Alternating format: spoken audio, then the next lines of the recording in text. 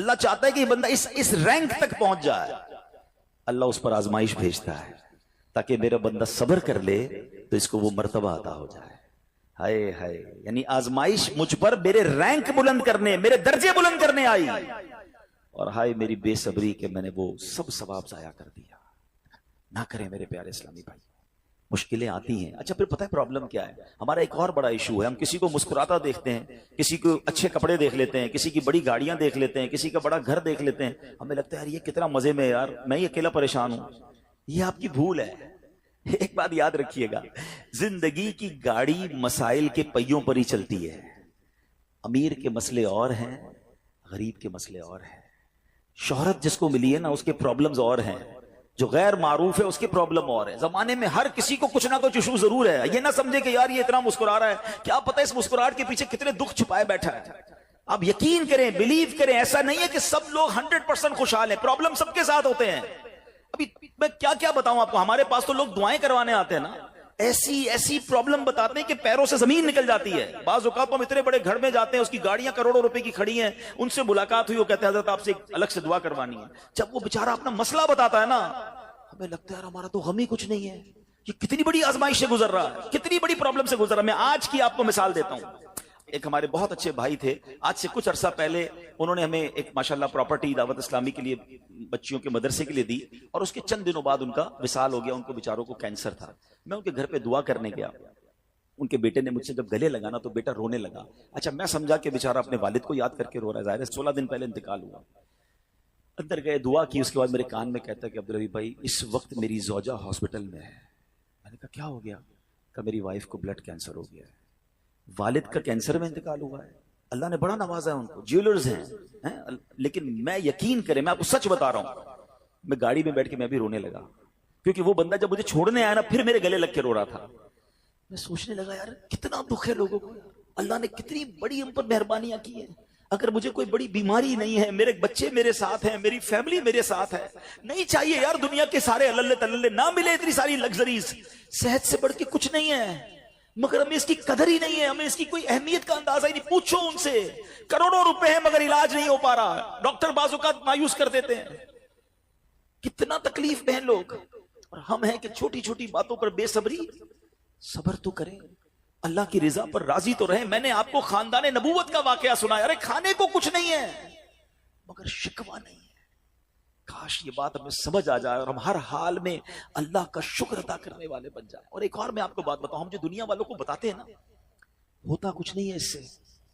مت بتایا کرو دنیا والوں کو، صحیح بتاتا ہوں، مت بتایا کرو، اپنے غم مت بتایا کرو، ثواب بھی چلا جاتا ہے. اور بعض اوقات یہ دنیا والے نا ہمارا مذاق بھی اڑاتے ہیں. ہم جب کسی کو اپنا پرابلم بتاتے ہیں نا ہمارے سامنے تو بڑے اچھے بنتے ہیں کہ اچھا ٹھیک ہے میں کرتا ہوں کچھ. بعد میں جا کے دنیا میں باتیں کرتے ہیں، آیا تھا میرے پاس، اس کا یہ مسئلہ ہے، ہاں باتیں بڑی کرتا ہے، بڑی پرابلم میں ہے. کیوں بتاؤں میں دنیا والوں کو؟ وہ نعت کا شعر ہے نا، کسی کا احسان کیوں اٹھائیں، کسی کو حالات کیوں بتائیں. کیوں بتاؤں میں دنیا والوں کو مجھے کیا غم ہے نا. میرے آقا سلامت رہے ہیں، اللہ کے حبیب علیہ الصلوۃ والسلام ہیں، اور رب عز و جل کی بارگاہ ہے، میں ادھر عرض کروں نا. کسی کا احسان کیوں اٹھائیں، کسی کو حالات کیوں بتائیں. آقا تم ہی سے مانگیں گے تم ہی دو گے، تمہارے در سے ہی لو لگی ہے. ہاں اللہ رسول کی بارگاہ میں عرض کیا، ادھر آنسو بہاؤ، نہ بتاؤ دنیا والوں کو. ایک اور کمال کا شعر ہے کہ دنیا والے تو درد دیتے ہیں، دنیا والے تو درد دیتے ہیں، زخمی دل کی دوا مدینہ ہے. تو جب دنیا والوں نے کوئی ہمارا بھلا کرنا بھی نہیں، نہ ان کے ہاتھ میں ہے، شفا دینے والی ذات میرے رب کی، برکت دینے والی ذات میرے رب کی، تو اللہ سے ہی باتیں کرو نا. تو آج سے یہ ذہن بنا لے میرے پیارے اسلامی بھائی، مشکل آنی ہے تو صبر کے ساتھ وہ وقت گزارنا ہے، اللہ کی رضا پر راضی رہنا ہے. وہ بڑا کریم ہے، وہ اپنے غیب کے خزانوں سے آپ کو عطا فرمائے. توجہ بیان کی طرف رکھیے گا. اور اب آتے ہیں اس پورے واقعے سے ایک اور خوبصورت بات جو ہمیں سیکھنے کو ملی، اور وہ بات کیا ہے کہ نبی پاک کے خاندان کی سخاوت کیسی تھی. مولا علی شیر خدا کے پاس صرف 6 درم تھے، آپ نے وہ سب کے سب دے دیے. مگر آج حال یہ ہے کہ لوگ اپنی زکوٰۃ ادا نہیں کرتے. آج زکوٰۃ لوگوں کو بھاری پڑنے لگ گئی ہے.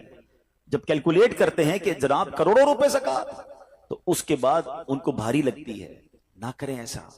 یہ زکات مال کا میل ہے، اور اگر یہ مال کا میل آپ کے مال سے جدا نہ ہوا تو یہ آپ کے مال کو بھی میلا کر دے گا۔ ایک بات یاد رکھیے گا، سرکار دو عالم صلی اللہ تعالی علیہ وسلم کا یہ فرمان ہے، اپنی زکات ادا کر کے اپنے مال کو مضبوط قلعوں میں قید کر لو۔ اگر میں اور آپ چاہتے ہیں نا کہ میری آپ کی پراپرٹی سیکیور رہے، ہمارے مال و اسباب سیکیور رہے، تو حدیث پاک میں تو فارمولہ موجود ہے کہ اپنے مال کو زکات دے کر مضبوط قلعوں میں قید کر لو۔ لیکن یہاں زکات دینے کے لیے تیار نہیں لوگ، لمسم نکال دیتے ہیں، کیلکولیٹ نہیں کرتے۔ یاد رکھیے یہ مال ہی عذاب بن جائے گا اگر آپ زکات پوری ادا نہیں کرتے۔ اگر ہمارے پاکستان میں سارے سرمایہ دار کچھ نہ کریں، اپنی زکات پوری ادا کر دیں، سارے زمیندار اپنی زکات پوری ادا کر دیں، آپ اپنی آنکھوں سے دیکھیں گے کہ غربت کتنی جلدی ختم ہوتی چلی جا رہی ہے۔ میں نے ایک بار کیلکولیشن کی، ذرا سنیے گا۔ پاکستان زرعی ملک ہے، ٹھیک ہے، اور اس کی زراعت کی جو کیلکولیشن ہے وہ انٹرنیٹ پر موجود ہے، you can search your self.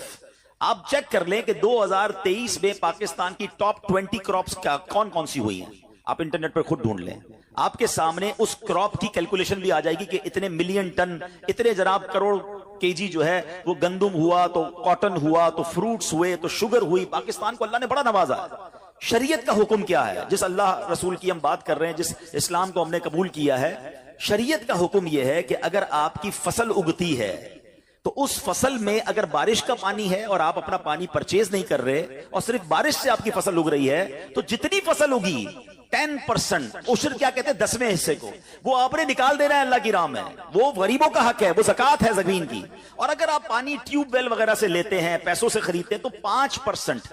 آپ بلیو کریں، میں بیٹھا کیلکولیٹر لے کر کہ پاکستان کی ٹاپ 10 کراپس کتنی ہوتی ہیں، اس کی مالیت کتنی ہے، اس کی ویلیو کتنی ہے، وہ میں نے بنائی اور اس کا 5% لگایا جو دینا ہی دینا ہے۔ آپ یقین کریں وہ بھی خربوں روپے میں بن گیا۔ یہ خربوں روپے کہاں ہیں اگر ہم زکات دیتے تو؟ کتنے غریبوں کا بھلا ہو جاتا، کتنے گھر خوشحال ہو جاتے۔ اچھا یہ تو صرف زمین کی زکات ہے، پراپرٹیز کی زکات اربوں خربوں روپے کے لوگ مالک ہیں، مگر جب کیلکولیٹر چلاتے ہیں نا، اوئے ہوئے ہوئے زکات جناب 10 کروڑ روپے بن جائے گی، تو پھر بھاری لگتی ہے۔ اللہ کے بندے، اللہ نے 4 ارب دیے ہیں تو 10 کروڑ زکات ہے نا، تو ٹینشن گائے کی ہے، شکر ادا کرو۔ اللہ نے دینے والا بنایا، مانگنے والا نہیں بنایا، مگر آج زکات بھاری پڑ گئی ہے۔ آپ کو پتا ہے قارون کیوں دسایا گیا تھا؟ قارون یہ حضرت موسیٰ کا کزن تھا، یہ تورات کا عالم تھا اور بڑا عالم دین تھا، مگر جب حضرت موسیٰ نے اس کو زکات کا حکم دیا نا، اس کے پاس کتنے پیسے تھے کہ قرآن کہتا ہے اس کی خزانوں کی چابیاں ایک جماعت لے کر چلتی تھی، خزانے نہیں، صرف کیز آف دا ٹریجر، اتنا خزانہ تھا۔ مگر کیا ہوا یہ کہ جب حضرت موسیٰ نے اس کو کہا، اچھا اس زمانے پتہ زکات کتنی تھی؟ ابھی تو 100 پہ 2.5 ہے نا، 1000 پہ 1۔ آپ نے فرمایا ہر 1000 پر 1 تم نے زکات دینی ہے۔ اس نے کیلکولیٹ کیا تو بہت بنتے تھے۔ حضرت موسیٰ کے خلاف ہو گیا، زکات کا انکار کیا، اپنے خزانوں کے ساتھ زمین میں دھسا دیا گیا۔ پلیز خدا کے واسطے اس آواز کو سب مل کر آگے بڑھائیں۔ میں تو یہ سمجھتا ہوں جس طرح ہم نماز کی بات کرتے ہیں کہ نماز پڑھو، زکات دیں، بے شک کسی کو بھی دیں، جو حقدار ہے اس کو دیں، مگر زکات پوری دیں۔ پاکستان خوشحال ہو جائے گا، غریبوں کا بھلا ہو جائے گا۔ لیکن زکات جس کی ہزاروں لاکھوں میں شاید وہ نکال دیتا ہے، مگر جب زکات کروڑوں میں ہو رہی ہے تو لوگوں کے دلوں پر بوجھ بنتی جا رہی ہے۔ اس کو بوجھ نہ بننے دینا۔ میں ایک دعا کرتا ہوں آج، اگر آپ کو لگے تو آپ بھی آمین کہہ دینا۔ اپنے لیے تو میں کئی بار یہ دعا کرتا ہوں کہ یا اللہ مجھے وہ مال نہ دینا جس کی زکات مجھ پر بھاری ہو جائے۔ کہو آمین۔ یا اللہ وہ مال دینا کہ میں خوش دلی سے تیری راہ میں زکات دوں۔ اچھا یہ بھی بڑا ایشو ہے، پیسے نکلتے ہیں تو بھاری بڑے پڑتے ہیں۔ اللہ فرماتا ہے تم اس وقت تک بھلائی کو نہیں پہنچ سکتے جب تک اپنی پیاری چیز راہ خدا میں خرچ نہ کرو۔ آپ بہترین خرچ کرو نا، اللہ آپ کو اس سے زیادہ عطا فرمائے گا۔ اچھا جب بھی کیلکولیٹر، دیکھیں کچھ چیزیں کیلکولیٹر سے کیلکولیٹ ہوتی ہیں، مگر اللہ کی راہ میں جو خرچ کرنے والا معاملہ ہے نا، وہ رحمت کے کیلکولیٹر سے کیلکولیٹ ہوتا ہے۔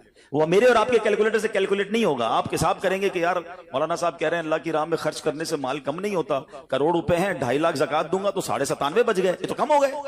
آپ اس کو کہیں نوٹ کر لیجئے، اگلے سال آپ کروڑ روپے کی زکات نہیں دے رہے ہوں گے، آپ اس سے زیادہ کی زکات دے رہے ہوں گے۔ یہ کیسے؟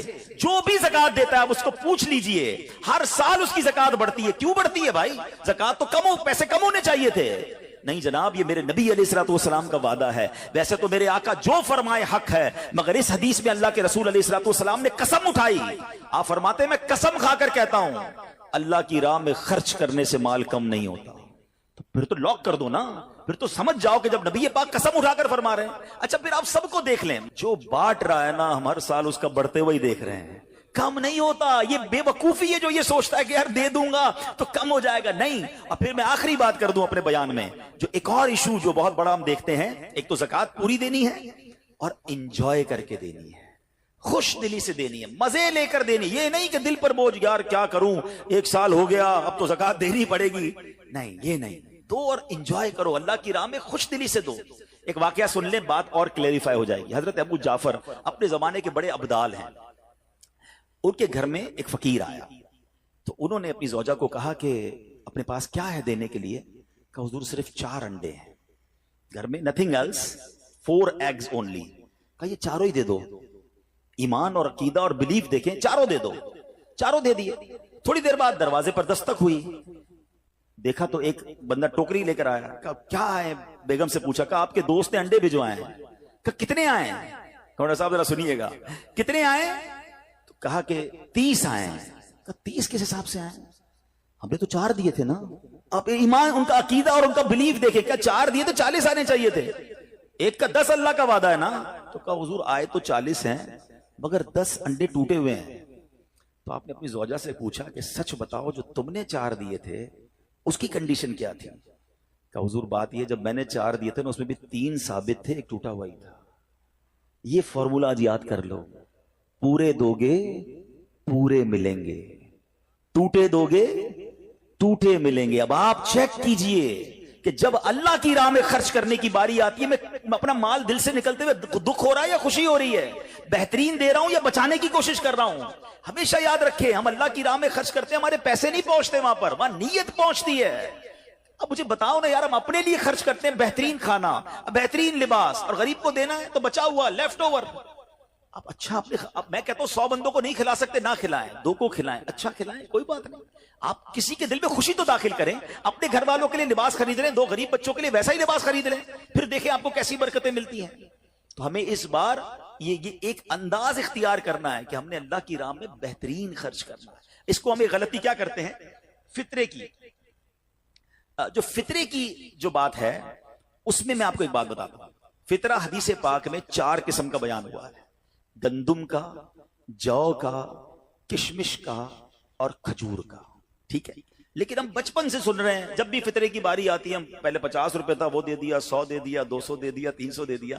ہمیں یہ پوری حدیث یا تو ہم نے پڑھی نہیں تھی یا ہمارے ذہن میں نہیں تھی, مگر حدیث پاک میں 4 قسم کا فطرہ بیان ہوا ہے. غریب آدمی گندم کا فطرہ دے دے کوئی بات نہیں, مگر جو روزانہ بہترین افطاری کر رہا ہے, بہترین کھانے کھا رہا ہے, سچ بتاؤ اس کو کون سا فطرہ دینا چاہیے؟ میری افطاری روز اجوا کھجور سے ہے اور عید والے دن میں گندم کا فطرہ دے آتا ہوں. ہمیشہ یاد رکھے, اچھا خرچ کرے نا. اس بار فطرہ جس کو اللہ نے جیسا نوازا ہے, غریب آدمی کے لیے بات نہیں کر رہا, جس کو نوازا ہے رب نے. کیا ہم کبھی ایسا کرتے ہیں کہ عید کی شاپنگ کے لیے جائیں, دکاندار سے کہیں کہ یار جو کپڑا سب سے سستا ہے وہ نکال دو, سب سے سستے جوتے نکال دو, میں نے عید پڑھنی ہے. بہترین چاہیے, اپنے لیے بہترین لینا ہے, اللہ کی راہ میں لوئسٹ والا فطرہ دینا ہے. خود غور کریں, خرچ کیجئے گا, دل سے کریں, اللہ اور نوازے گا. اور یہ تو وقت ہے لوگوں کو بانٹنے کا, یہ وقت ہے مسلمان بھائیوں کا ہاتھ پکڑنے کا, غریبوں کی مدد کرنے کا. کسی کی افطاری اچھی کر دیں, کسی کی سحری اچھی کر دیں, کسی کو لباس دے کر اس کی عید اچھی کر دیں. نہ جانے کس کی دعا کے صدقے آپ کا بیڑا پار ہو جائے گا. تو اے میرے پیارے اسلامی بھائیوں, جو میں نے مولا علی شیر خدا کرم اللہ تعالی وجہ الکریم اور ان کے خاندان کا واقعہ سنایا, اس میں میسج ہی یہ تھا کہ سخاوت اس کو کہتے ہیں. یہ ہے اللہ کی راہ میں خرچ کرنا جو کیسے بلاؤں کو اور بیماریوں کو دور کرتا ہے. مگر آج حال یہ ہے, یقین جانے دکھ ہوتا ہے جب ہم ملتے ہیں لوگوں سے, ان کی ویلتھ پتا ہوتی ہے مگر زکوٰۃ پوری دینے کے لیے کوئی تیار نہیں ہے. خدا رسول کے واسطے آپ بھی اور یہ پیغام کو عام کریں. میں نہیں کہتا آپ دعوت اسلامی کو دیں کہ زکوٰۃ تو پوری دو یار, یہ وہ مال ہے جو آپ مارے جاؤ گے, یہ مال آپ کے لیے عذاب کا باعث بن جائے گا. اور واللہ میں 2-4 دن پہلے ایک بزنس مین کے پاس گیا, بعض اوقات ہمیں بزنس مین بھی سکھا رہے ہوتے ہیں. کیا کمال کی اس نے مجھے بات کہی, وہ کہتا ہے عبدالحبیب بھائی میرا یہ پیغام ذرا بزنس کمیونٹی تک پہنچائیے گا کہ جو زکوٰۃ نہیں دیتے نا اور جو خرچ نہیں کرتے, ان کو پتہ ہی نہیں ہے وہ کتنا بڑا لاس کر رہے ہیں. میں نے بانٹنا شروع کیا ہے, میرے مال میں ایسے برکت آئی ہے, میں خود حیران ہوں. میرے سامنے ڈیل ہوتی تھی وہ مجھے نظر نہیں آتی تھی, میں ادھر اللہ کی راہ میں صدقہ کرتا ہوں, ایسا لگتا ہے آنکھوں سے پردہ اٹھتا ہے میرا کام ہو جاتا ہے. تو ان کو بتائیے آپ اپنا خود نقصان کر رہے ہیں اللہ کی راہ میں خرچ نہ کر کے. تو یہ ڈیوٹی ہے. بچپن سے سنا تھا اسلام کے 5 پلر ہیں, توحید, روزہ, نماز, حج اور زکات. ہم زکات کو تو ایسے اگنور کر بیٹھے ہیں کہ جناب دے دی اپنی مرضی سے, کوئی 5 لاکھ دیتا ہے, کوئی 10 لاکھ دیتا ہے, زکات کس کو جاری ہے یہ بھی نہیں سوچ رہے کہ میری زکات کا یہ مستحق ہے کہ نہیں, میں جس آرگنائزیشن کو دے رہا ہوں اس کے پاس کوئی زکات ادا کرنے کا صحیح فارمولا ہے کہ نہیں, یا میں جس بندے کو دے رہا ہوں وہ زکات کا مستحق ہے کہ نہیں. بس سر سے ایک بوجھ اتارنا ہے, لم سم اماؤنٹ دے دینی ہے. یہ نہیں چلے گا. خدا را یاد رکھیے زکات پوری کیلکولیٹ کرنا بھی آپ کی ذمہ داری ہے اور صحیح مستحق تک پہنچانا بھی آپ کی ذمہ داری ہے. اور آپ بلیو کریں جس دن آپ نے یہ کام کر لیا آپ ملٹیپلیکیشن دیکھیں گے, آپ اپنے غم اور اپنی پریشانیاں دور ہوتے ہوئے دیکھیں گے. میں رب کریم سے دعا کرتا ہوں اللہ ہمیں دل کھول کر اپنی راہ میں خرچ کرنے کی توفیق عطا فرمائے.